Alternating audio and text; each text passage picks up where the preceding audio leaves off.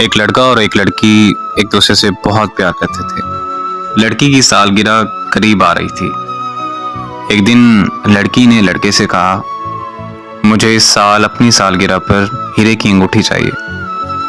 جب لڑکی کی سالگرہ کا دن آیا تو لڑکے نے لڑکی کو مبارکباد دی۔ پھر لڑکی نے کہا کہ مجھے میرا گفٹ چاہیے جو میں نے تمہیں کہا تھا۔ لڑکے نے لڑکی سے کہا کہ اپنی آنکھیں بند کرو اور اپنا ہاتھ آگے دو۔ لڑکی نے جب آنکھیں کھولی تو دیکھا اس کے ہاتھ میں انگوٹھی نہیں بلکہ پیارا سا بھالو تھا۔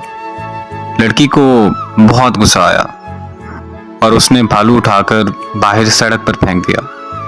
لڑکا بھالو اٹھانے کے لیے بھاگا تو وہ جیسے ہی بھالو اٹھانے لگا ایک تیز آئی ہوئی گاڑی اس کے ساتھ ٹکرا گئی اور لڑکی کی وہیں پر موت ہو گئی۔ لڑکی بھاگتے ہوئے لڑکے کے پاس آئی۔ اس نے بھالو کو دیکھا جس میں میوزک بج رہا تھا۔ لڑکی نے وہ بھالو اٹھایا جس میں ہیرے کی انگوٹھی تھی۔ تو گویا رشتوں میں چیزوں کی نہیں، پیار کی ضرورت ہوتی ہے۔